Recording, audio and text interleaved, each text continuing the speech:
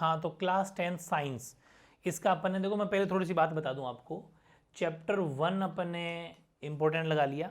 इसके बाद में अपन ने जो अनुवांशिकता वाला चैप्टर है, अनुवांशिकता वाला, हेरिडिटी वाला, वो भी अपन ने इम्पोर्टेंट कर लिया है। उसके कैप्सूल आपको देख लेना, नहीं मिल रहा तो आप चैनल के अंदर जाएं, वीडियोज़ के अंदर जाएं। 2 चैप्टर ये कंप्लीट हो चुके हैं, ये हो चुका, ये हो चुका, ठीक है। और अभी मैंने कुछ सिलेक्टेड और लिए हैं। फिर फिजिक्स वाले जो चैप्टर है ना, वो एक अलग से बना रहा हूँ, बहुत शानदार, बहुत इंपॉर्टेंट है। वो आपको मॉर्निंग मिल जाएगा जल्दी, ठीक है। हो सकता है लेट नाइट अपलोड कर दूँ, ये ध्यान रखना। अभी बात कर रहा हूँ, ये चैप्टर 2 है। ये चैप्टर कौन सा है?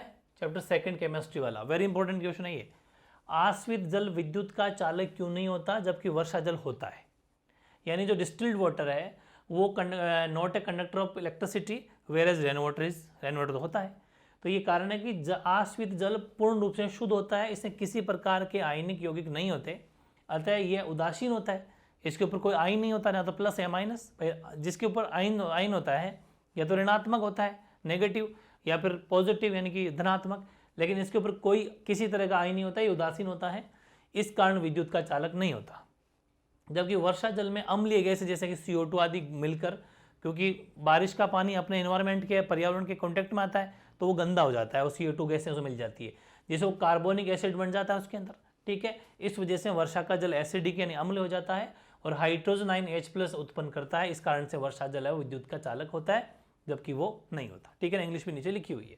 अगला एंटासिड क्या है? छोटा क्वेश्चन आ सकता है। एंटासिड, एंटासिड क्या होता है उदाहरण से ही समझो। What is antacid? तो देखो, ऐसे क्षारक जिनका उपयोग उदर, उदर मतलब अपना पेट जो है, उदर में अम्ल, अगर एसिड की मात्रा बढ़ जाती है ना, कभी कभी जैसे खट्टी खट्टी डकारें आती हैं, ऐसा लगता है जैसे कुछ भी मन नहीं कर रहा, वो सब, तो उससे क्या होता है कि आधिक्य होने की वजह से उदासीन करने में किया जाता है। अब उदासीन का मतलब न्यूट्रल करना पड़ेगा भाई। बॉडी के अंदर जो है वो अपने क्या बढ़ गया, वो एसिड बढ़ गया, तो अब न्यूट्रलाइज करो उसको, ना तो एसिड बढ़े ना बेस बढ़े, न्यूट्रल करो। न्यूट्रल का मतलब क्या हुआ भाई? पीएच मान जो 7 है, 7 तक आदमी की वैल्यू, जो पीएच वैल्यू 7 होती है तो उदासीन होता है, ना तो एसिड होता है ना बेस होता है, मतलब ना तो अम्लीय होता है ना क्षारीय होता है। 7 से कम अम्लीय एसिडिक और 7 से ऊपर क्षारीय यानी बेसिक। तो ध्यान रखें, अब उदासीन करना बहुत ज़रूरी हो गया। तो उदासीन करने के लिए हम अपने एंटासिड लेते हैं। अब आप कहोगे एंटासिड मिलते क्या है? मेडिकल में मिल जाएंगे। क्या क्या लेके आए साहब? तो एंटासिड के अंदर आप एल्यूमिनियम है, कैल्शियम है, मैग्नीशियम है, सोडियम है, और सोडियम कार्बोनेट्स वगैरह, इन सब की टैबलेट्स वगैरह आती है, वो ले सकते हो। आजकल तो इनो भी है, ठीक है, इनो भी काम करता है। तो ये चीज़ें हैं जो एंटासिड का काम करती है जब बॉडी में एसिड बढ़ जाता है। अगला क्वेश्चन है, हाइड्रोजन आयन की सांद्रता ज्ञात करने में प्रयुक्त स्केल का नाम लिखो और अम्लीय वर्षा का कारण व इसके 2 कुप्रभावों को दो। हाइड्रोजन आयन की सांद्रता ज्ञात करने इसके लिए पीएच स्केल, मतलब किसी भी चीज़ की अगर हमें निकालना है तो उसके लिए पीएच स्केल की काम करनी है। मैं पीएच स्केल छोटी सी बात बता देता हूँ आपको कि पीएच स्केल जो है, पीएच स्केल 0 से लेकर 14 तक होती है। 7 पर उदासीन होती है, न्यूट्रल होती है। 7 से इधर अम्लीय होती है। अब डायग्राम बना के आ जाना है ना। अम्लीय का मतलब एसिडिक, एसिडिक होती है, ACIDIC, और इसके ऊपर होती है क्षारीय, क्षारीय मतलब बेसिक, ये ध्यान रखना, ठीक है ना। ओके, फिर इसने पूछा कि अम्लीय वर्षा का क्या कारण है, एसिडिक रेन का क्या कारण है। देखो, हमेशा जो पहली बारिश होती है वो एसिडिक रेन मानी जाती है। तभी कहते हैं ना पहली बरसात के अंदर नहीं नहाना चाहिए, क्योंकि जब फर्स्ट रेन होती है तो एटमॉस्फेयर में गैसें वैसे पूरा गुबार सा भरा रहता है, उसके जब कांटेक्ट में आती है तो गंदी गैस उस पानी में मिल जाती है, तो वो पहला जो है वो एसिडिक जो है हो जाता है। तो ध्यान रखें, अम्लीय वर्षा यहाँ से शुरू। नंबर 2 पॉइंट है अम्लीय वर्षा। ये अम्लीय वर्षा की मैंने डेफिनेशन लिख दी है। क्या लिखी है? कि जब वर्षा के जल की पीएच का मान 5.6 से कम हो जाए, 5.6 तो फिर भी ठीक है, और 5.6 से ही कम हो जाए, इसका मतलब अम्ल की मात्रा बढ़ गई। तो ये वेरी इंपॉर्टेंट MCQ जाने वाला है, कैसे भी आ जाएगा, तब वह अम्ल वर्षा कहलाती है, ठीक है, एसिडिक रेन कहलाती है। और एसिडिक रेन के कुप्रभाव क्या है भाई, साइड इफेक्ट्स क्या है इसके? वो ये कि अम्लीय वर्षा का जल जब नदी में प्रवाहित होता है, भाई सीधी सी बात है, बारिश का जब पानी होगा नदियों में चला जाएगा, रिवर्स में वहां जाएगा, तो नदी के जल का पीएच मान बढ़ जाएगा, सॉरी कम हो जाएगा, और पीएच कम होगा मतलब नदी के अंदर अम्ल की मात्रा बढ़ जाएगी। अब नदी में जीव जंतु रहते हैं भाई, जैसे ये मछली है, जितने भी जलीय जीव होते हैं वो मर जाएंगे फिर, ठीक है। और ऐसी नदी में जलीय जीवधारियों की उत्तरजीविता कठिन हो जाती है, जीना बहुत मुश्किल हो जाता है। अम्लीय वर्षा के संपर्क में कोई इंसान आ जाता है तो स्किन डिजीज हो जाते हैं, चर्म रोग हो जाता है, क्योंकि ये बहुत हानिकारक होती है। पेड़ पौधों के लिए भी बहुत हानिकारक है हमारे। आप चाहो तो एक पॉइंट और लिख सकते हो कि अम्लीय वर्षा हमारे पेड़ पौधों के लिए, हमारी प्रकृति के लिए बहुत नुकसानदायक है, ये अम्लीय वर्षा जब होती है पेड़ पौधे जल जाते हैं, पौधे के पत्ते झड़ जाते हैं, ये सब इसमें कारण है। फिर है क्लोर क्षार अभिक्रिया, वेरी इंपॉर्टेंट है। समीकरण सहित समझाओ भाई, मैंने क्लोर क्षार का, अच्छा ये क्वेश्चन आप खुद देख लेना, बुक में मिल जाएगा, सीधा सीधा बुक के अंदर क्वेश्चन है। इसमें आपको रिएक्शन भी लिखनी है, ध्यान रखना, समीकरण भी लिखना है। और क्लोर क्षार मतलब क्लोर और क्षार, क्लोरीन और क्षारीन को एक बेसिक की क्रिया है। तो क्लोर क्षार प्रक्रिया किसे कहते हैं, समीकरण आपको बुक में मिल जाएगा। और इससे बने उत्पाद का उपयोग, इसकी जरूरत नहीं है, बस इतना सा पढ़ लेना, क्लोर क्षार प्रक्रिया किसे कहते हैं, परिभाषा बुक के अंदर है और बुक में इसके नीचे रिएक्शन समीकरण दे रखा है। अगला है क्रिस्टलन जल किसे कहते हैं, और क्रिस्टल जल युक्त यौगिक के 2 उदाहरण दो, ये भी अपनी बुक में मिल जाएगा, वेरी इंपॉर्टेंट है। या फिर आपको गाइड वाइड हो तो गाइड मिल जाएगा, सीधा सीधा क्वेश्चन है, क्रिस्टलाइजेशन वाटर कौन सा होता है। और ये है छपने वाला क्वेश्चन, 100% छपेगा, ध्यान कर लेना। ये तो इसको तो छपना ही पड़ेगा, क्या होना पड़ेगा, छपना पड़ेगा। बेकिंग सोडा, धोने का सोडा, विरंजक चूर्ण bleaching powder, plaster of Paris POP, इन चारों के फॉर्मूले तो चलो मैंने यहां लिख दिए, इन चारों के फॉर्मूले याद करने हैं और चारों के उपयोग याद करने हैं। भाई डेली लाइफ में इन चारों के क्या क्या यूजेस हैं, कोई 2-2 यूजेस कर लो, ज़्यादा नहीं तो बेसिक कोशिश तो करनी है कि बेसिकली 3-3 हो, लेकिन 2-2 तो कर ही लेना। 100% क्वेश्चन आने वाला है, ठीक है ना, काफ़ी बढ़िया क्वेश्चन।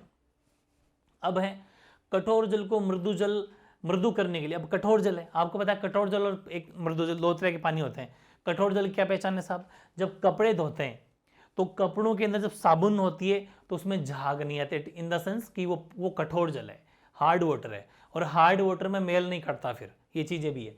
तो कठोर जल को अपन को अगर मृदु बनाना है, मतलब थोड़ा सॉफ्ट बनाना है, तो कठोर जल को मृदु करने के लिए क्या करते हैं, सोडियम कार्बोनेट, धोने का सोडा जो होता है ना, तभी कहते हैं ना सोडे से कपड़े धो लेते हैं तो एडजस्ट हो जाता है। धोने का सोडे का फॉर्मूला क्या है, Na2CO3 10H2, या लिख रखा है मैंने यहाँ देखो।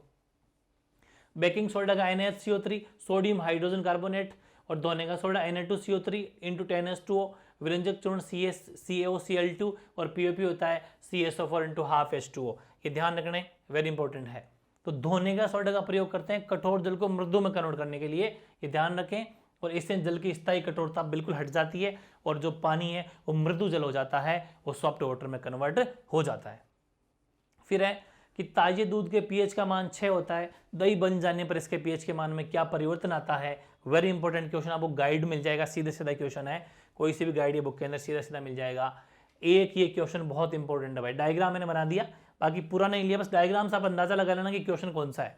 ये डायग्राम प्रैक्टिस कर लो कि धातु के साथ अम्ल की अभिक्रिया होने पर सामान्यतया कौन सी गैस निकलती है, पट पट की आवाज में चट चट की हाइड्रोजन गैस निकलती है ना, बुलबुले वाली, बिल्कुल। और एक उदाहरण के द्वारा समझाइए, एक ये डायग्राम बनाना है, इसके बारे में नेमिंग पूरी करनी है और इसके बारे में लिखना भी है, और वो रिएक्शन लिख देना। ये जो उदाहरण का मतलब, जब भी केमिस्ट्री के अंदर उदाहरण का मतलब होता है एक रिएक्शन, एक अभिक्रिया आपको लिखनी है, वेरी सिलेक्टिव क्वेश्चन है। और एक ये भी वेरी इंपॉर्टेंट है कि दैनिक जीवन में पीएच का, डेली लाइफ के अंदर हमारी जो है डेली लाइफ में पीएच का क्या क्या यूज है, पीएच स्केल का है, पीएच का बढ़ जाना, तो इसे मैंने सिर्फ हेडिंग लिखी है। पौधे एवं पशु पीएच के प्रति संवेदनशील होते हैं, उपज में महत्व है, पाचन तंत्र में पीएच का महत्व है, पीएच परिवर्तन के कारण दंतक्षय हो जाता है, कम हो जाएगा तो, और पशु एवं पौधों द्वारा उत्पन्न रसायनों से आत्मरक्षा करता है तो पीएच स्केल ही करता है, उससे हमारी, हम उसको क्या करते हैं भाई, पीएच स्केल किस काम आती है, पीएच स्केल हमारे मेजरमेंट के काम आती है कि किसके अंदर अम्ल व क्षार की मात्रा ज्यादा है। पीएच स्केल का भाई ये काम है, अगर अम्ल ज्यादा हो तो अम्ल बता देगी, और क्षार ज्यादा यानी बेसिक ज्यादा है तो बेस बता देगी, एसिड बता देगी। तो ध्यान रखें, ये वेरी इंपॉर्टेंट है। एक ट्रिक मुझे याद आ रही है अनिल वाली, आपको भी लिख लेना, काम आएगी। अनिल, अनिल जानते हो ना, अनिल, अनिल का मतलब, हालांकि शायद वो अगले चैप्टर में होगा लेकिन मैं इसी में लिख देता हूं। अनिल का मतलब है, अ का मतलब अम्ल, अम्ल जो है, नी का मतलब नीला, और ल का मतलब लाल। तो ध्यान रखें, वेरी इंपॉर्टेंट है। अम्ल जो है वो नीले लिटमस को लाल कर देते हैं, ट्रिक है अनिल, अम्ल नीले लिटमस को लाल कर देते हैं। क्वेश्चन बहुत सिलेक्टिव है, घूम जाते हैं कि यार वो क्षार करता था, वो करता था, तो पीछे कौन बच गया, क्षार। क्षार क्या करेगा बताओ, क्षार जो है वो लाल को नीला करेगा, वो लाल को नीला करेगा, पीछे जो बच गया, सीधी सी बात है। अपन को सिर्फ अनिल याद रखना है कि अम्ल नीले को लाल कर देते हैं, मतलब कि अम्ल जो होते हैं वो नीले लिटमस को लाल लिटमस में कन्वर्ट कर देते हैं, मतलब एसिड। अम्ल का इंग्लिश मीडियम वाले क्या समझ लेंगे, मतलब एसिड है वो ब्लू को रेड में कन्वर्ट कर देता है, जबकि जो बेस है, मतलब कि जो सार है वो रेड को ब्लू में कन्वर्ट कर देते हैं। ये ध्यान रखें बस, ठीक है ना। अनिल याद रख लो तो ये तो ऑटोमेटिक पेज जो बच्चे का याद हो जाएगा। अगला क्या है भाई, उपच, सॉरी एपच, माय मिस्टेक। एपच का मतलब है खाने का इनडाइजेशन, डाइजेशन नहीं होना। तो अपच का उपचार करने के लिए निम्न में से कौन सी जो औषधि का प्रयोग करोगे, एंटीबायोटिक या एनाल्जेसिक, पीड़ाहारी या एंटासिड। तो ध्यान रखना एंटासिड, ये एक एमसीक्यू दे लिया मैंने ऐसे ही, एंटासिड भी मैंने पीछे लिखा था ना वो। तो कुल मिला के जो ये क्वेश्चन थे, ये चैप्टर सेकंड अपना कंप्लीट हो गया, वेरी इंपॉर्टेंट है। अब समझो चैप्टर 12 का मैं नंबरिंग करी क्योंकि बीच में 1-2 पेज है ना, वो चैप्टर 11 के भी मिक्स में आ गए। तो आज अपन क्या क्या करने वाले पता है ना। अब इस सेशन में आपके पास में चैप्टर 2 के मोस्ट क्वेश्चन है, चैप्टर 11 के मोस्ट क्वेश्चन है और चैप्टर 12 के मोस्ट क्वेश्चन आपको इस आज वाले सेशन में, और 1 के मैं दे चुका, और अनुवांशिकता के भी आपको कैप्सूल अपलोड है, सिर्फ वही पढ़ के जाना है, और मॉर्निंग बाकी सब क्या आ जाएगा, फिजिक्स वगैरह के। अब सुनो, इस पहले 12 के लगा लो, चलो 12 वाले चैप्टर में लगाओ। आप कचरा निपटान की समस्या कम करने में क्या योगदान कर सकते हैं, किन्हीं 2 तरीकों को समझाइए, वेरी इंपॉर्टेंट है, ठीक है ना। तो आंसर भी लिखा हुआ है इसमें तो, कि हम कचरा कम करने में 2 योगदान कर सकते हैं। एक तो क्या, कि अजैव निम्नीकरण और जैव निम्नीकरण, ठीक है ना। ये नॉन बायोडिग्रेडेबल और बायोडिग्रेडेबल, ये 2 चीजें हैं कि हम अपशिष्ट पदार्थों का रिसाइकलिंग करेंगे, फिर से पुनः यूज करेंगे, रिसाइकिल और रीयूज कर लेंगे, ताकि काफ़ी चीज़ें बच जाएगी। और अपशिष्ट पदार्थ जैसे रसोई की बेकार सामग्री, खाना बनाने में बची हुई जो सामग्री है, पत्तियां पेड़ पौधों की है, वो ज़मीन में गड्ढा खोद कर दबा देंगे तो खाद बन जाएगी, जो ज़मीन के लिए पौष्टिक है, जो पौधों के लिए अच्छी खाद बन जाएगी। तो ये दोनों चीज़ें हम कर लेंगे, ठीक है। चैप्टर 12 है ये, और चैप्टर 12 का ये 1 का मतलब समझ गया ना। चैप्टर 12 का पहला पेज, चैप्टर 12 का दूसरा पेज, ये पेज संख्या है। पेज का मतलब, क्योंकि बीच में मैंने कहा ना 1-2 फोटो मिक्स होगी, तो इसलिए मैं कंफ्यूजन नहीं रहने दूंगा, आप मस्त रहो आप। अपमार्जक क्या है, डिटर्जेंट क्या है, और परितंत्र में इनकी भूमिका महत्वपूर्ण क्यों है। तो जीवाणु और कवक जैसे कि सूक्ष्म जीव जो कि मृत जैव अवशेषों का अपमार्जन करते हैं, अपमार्जक कहलाते हैं। अपमार्जक किसी भी परितंत्र के महत्वपूर्ण होते हैं क्योंकि ये जटिल कार्बनिक पदार्थों को सरल कार्बनिक पदार्थों में परिवर्तित कर देते हैं, बदल देते हैं, और जो मृदा में मिट्टी में चले जाते हैं, जिसे उत्पादों का पुनः उपयोग में लाए जा सकते हैं। काफी इंपॉर्टेंट है, ठीक है ना। तो ये डिटर्जेंट हो गया, ये इनका योगदान है। फिर अपन बात करेंगे चैप्टर 12 के, सीधे चले जाओ यहाँ पर, इस पेज पर, बीच वाले पेज नहीं देखेंगे अभी।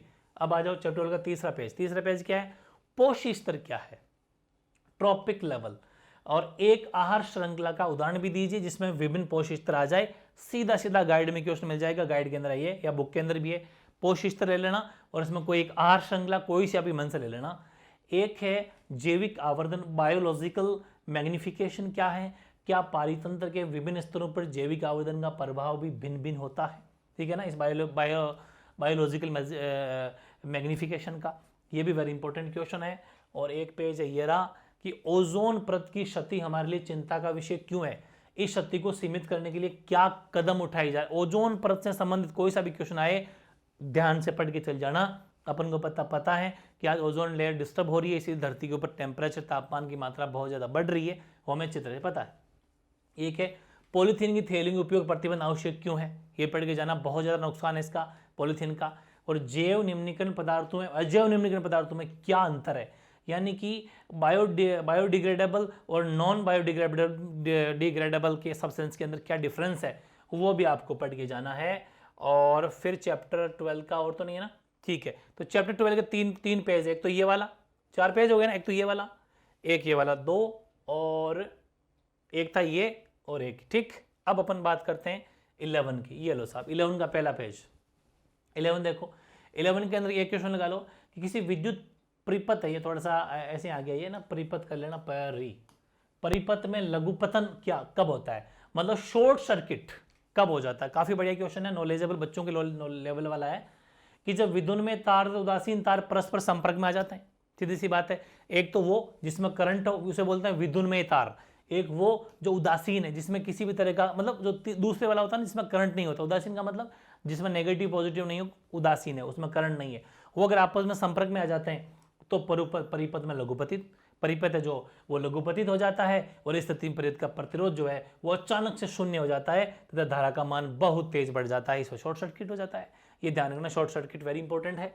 और फिर दूसरा देखो, गैल्वेनोमीटर क्या है, इसकी उपयोगिता बता दो। तो गैल्वेनोमीटर या फिर एक एमीटर भी पढ़ के चल जाना, क्या बता जाए, एमीटर भी ठीक है, ये दोनों ही मेजरमेंट के काम आते हैं। खैर, तो एक वो पानी वाला बिजली वाला बिल मीटर नहीं होता है कि उस तरह छोटे से होते हैं ये। तो गैल्वेनोमीटर एक ऐसा उपकरण है जो किसी परिपथ में विद्युत धारा की उपस्थिति संसूचित करता है, मतलब उसमें विद्युत धारा है या नहीं ये बताता है, उपस्थिति बताता है। संसूचित करने का मतलब उपस्थिति बताता है कि इसमें लाइट है या नहीं, ठीक है। यदि इससे प्रवाहित विद्युत धारा शून्य है तो इसका संकेत होगा शून्य, जीरो, पैमाने के बिल्कुल बीचों बीच ले जाएगा, ऐसा होता है ना, तो यहाँ ले जाएगा जीरो। यहाँ पर बाकी सब ये मीटर की तरह होता है, गैल्वेनोमीटर यहाँ पर ले जाएगा, इसका मतलब क्या है, इसमें लाइट नहीं है। और रेड कलर की एक बत्ती सी होती है जो इसको यहाँ ले जाकर खड़ा कर देगा ये, ठीक है। तो ये देख लो, ये लिखा हुआ ना कि संकेतक शून्य पर रहता है, मतलब बीचों बीच। यदि अपने शून्य चिन्ह के या तो बाईं ओर अथवा दाईं ओर विक्षेप हो सकता है, तो इसका मतलब ये है कि वो विद्युत धारा का दिशा पर निर्भर करता है कि लाइट किधर से आ रही है। वेरी इंपॉर्टेंट है, उससे अपन को क्या पहचान हो जाती है। इसमें ये फायदा है कि कौन से वायर में तार, इधर वाले से लाइट आ रही है, इधर वाले से लाइट करंट आ रहा है, तो काफी इंपॉर्टेंट है गैल्वेनोमीटर, ठीक है। फिर अपन चैप्टर 11 के तीसरे पेज में चलते हैं। विद्युत प्रयोग में रखी जाने वाली, बिल्कुल सही है भाई, ये काफी इंपॉर्टेंट भी है और बच्चों के लेवल वाला क्वेश्चन है कि आपको जब बिजली का यूज करना है, लाइट का यूज करना है, तो क्या क्या प्रिकॉशंस आपको रखने चाहिए। तो एक तो ये है कि विद्युत या फेज तार को हमेशा स्विच के नियंत्रण में ही होना चाहिए। नमी आदि होने पर स्विच का उपयोग नहीं करें, जैसे बारिश हो जाती है और आपके कोई मकान में जिस दीवार पे पानी अंदर आ जाता है तो उसमें मॉइस्चर, नमी फैल गई है, उस स्विच का उपयोग मत करें, आप ना करें, उसे सूखने का इंतजार करें, ठीक है। और यह बहुत अर्जेंट है तो कोई लकड़ी के सहारे से या किसी कपड़े के सहारे से उसको ऑन कर दें, लेकिन वैसे ऑन करना नहीं चाहिए बिकॉज शॉर्ट सर्किट भी हो सकता है। विद्युत उपकरण के संयोजन में तीनों तार होने चाहिए, कौन कौन से, एक तो न्यूट्रल जिसमें करंट नहीं, एक करंट वाला, एक भूसंपर्क तार भी होना चाहिए। मुख्य रूप से प्रेस, गीजर, रेफ्रिजरेटर आदि को 2 पिन या फिर 2 तार वाला संचालित नहीं किया जाना चाहिए, 3 पिन होनी चाहिए, 3 पिन। ये तो आपने क्या देखा भी होगा, 3 पिन ऐसी होती है कि हमें हमेशा जो भी प्रेस, गीजर या रेफ्रिजरेटर या एसी है ना, एयर कंडीशनर वगैरह, इन सब के अंदर में 3 पिन का यूज करना चाहिए, पावर प्लग का प्रयोग करना चाहिए। फिर क्या है, ये चैप्टर 11 का अगला देखो भाई, ये 11 का वापस अगला पेज आ गया ना। कितने पेज ले लिए अपने 11 के दूसरा था कि ये तीसरा भी ले लिया, हाँ ठीक है। अब ये चौथा पेज ही है, तो ये चैप्टर 11 का चौथा पेज, इसमें है वेरी इंपॉर्टेंट है, फ्लेमिंग का वामस ले लिया, सॉरी वामस लास्ट ईयर आ गया था, ये मत लेना भाई, ठीक है। वामस पढ़ लो, चलो ठीक है कोई बात नहीं, लेकिन लास्ट ईयर आ गया था इसलिए मुझे नहीं लगता आपको दक्षिण हस्त पढ़ के जाना है। दक्षिण हस्त, ध्यान, दक्षिण अंगुष्ठ नियम है वो, दक्षिण अंगुष्ठ नियम ध्यान रखना। हिंदी में, इंग्लिश में हो जाएगा राइट थंब रूल, ध्यान रखना, ये इंपॉर्टेंट है। ये 2023 में आ गया, 2023 वाला शायद रिपीट मुझे तो लगता नहीं है, ठीक है। और मैक्सवेल का कॉर्कस्क्रू नियम और छठ चुंबक की चारों ओर चुंबकीय क्षेत्र रेखा, ये डायग्राम, इसमें डायग्राम इसी का ही, चित्र रेखाओं का चित्र बनाओ, ये ले भाई चित्र, इसका चित्र बना दिया है। बाकी छठ चुंबक, इसके बारे में थोड़ी सी थ्योरी आपको बुक में लिखी हुई लिख देना। और चुंबकीय क्षेत्र से आप क्या समझते हैं और चुंबकीय बल रेखाओं की विशेषताएं लिखिए, ये एक ही क्वेश्चन है पूरा कि चुंबकीय क्षेत्र से आप क्या समझते हैं, यानी मैग्नेटिक फील्ड से आप क्या समझते हैं, और इसके कुछ characteristics of the magnetic lines of the force. किसी धारावाही वृत्ताकार कुंडली, वेरी इंपॉर्टेंट है, धारावाही वृत्ताकार कुंडली द्वारा उत्पन्न चुंबकीय क्षेत्र को प्रदर्शित करने के लिए आवश्यक चित्र बनाओ, काफी इंपॉर्टेंट है। Make a necessary diagram for demonstrate the magnetic field produced by current carrying circle, एक बार ऊपर कर देना इसको, सर्क्यूलर कोइल है, सर्क्यूलर कोइल, ठीक है ना, ओके। अब देख लो इसके बाद में, हाँ ये हो रहा है भाई, ये है कि घरेलू विद्युत परिपथ में अति भारण से बचने के लिए क्या क्या सावधानी रखनी। अगर आपको घरेलू विद्युत परिपथ का यूज करना है ना, तो हमें क्या क्या सावधानी रखनी चाहिए।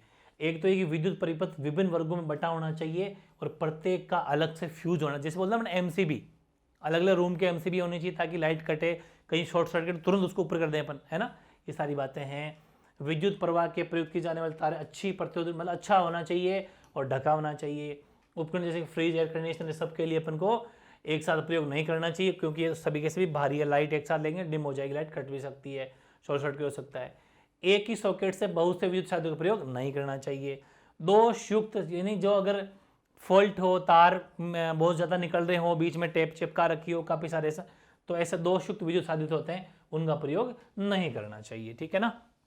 तो तो ये था भाई सेशन अपना, कैसा लगा ज़रूर कमेंट करना। ये देखो रिस्क है, ये सिलेक्टेड चीज़ें। अच्छा सुनो, वो एक वो घरेलू है ना, घरेलू विद्युत परिपथ, घरेलू विद्युत परिपथ जो होम डोमेस्टिक वाला डायग्राम है ना, वो ऐसा एक भू संपर्क तार जोड़ रहे हैं, भू संपर्क तार वाला डायग्राम है ना, वो भी आप पढ़ के चल जाना। भू संपर्क तार आजकल लाइट फिटिंग में रखा जाता है उसको, वो पढ़ जाना, ठीक है। तो चैप्टर 1 कंप्लीट, चैप्टर 2 अभी हो गया, चैप्टर 11 हो गया, चैप्टर 12 हो गया। वो मुझे अनुवांशिक वाला पता नहीं 8वां है कौन सा है वो भी कंप्लीट हो गया। ये कुल मिला कितने चैप्टर हो गए? 5। बाकी चैप्टर मैं जल्दी अपलोड कर दूंगा, चिंता न करें। बहुत शानदार सेशन है आपके लिए। पहले इनको पढ़ जाना, टाइम रहे तो फिर कुछ और पढ़ जाना। 100% किसी का कहा नहीं जा सकता, बड़ा सिलेबस, रिस्क लेना अपने हाथ में, मजबूरी है क्योंकि अभी एग्जाम टाइम है। लगभग पेपर आता ही अपना, जैसा 12th क्लास में आ रहा है तो आपका भी आ जाएगा। इन सबको पढ़ के जाना। बाकी फिजिक्स के अंदर वो डायग्राम डेफिनेटली क्वेश्चन आएंगे, शानदार सेशन बना दूंगा। न्यूमेरिकल का शानदार सेशन बना दूंगा, पक्का क्वेश्चन आएगा। जो लाइट वाला चैप्टर प्रकाश वाला, बहुत ज़बरदस्त सेशन रख दूंगा, वो भी चिंता नहीं करें, वो भी आपको जल्दी मिलने वाला है, ठीक है ना।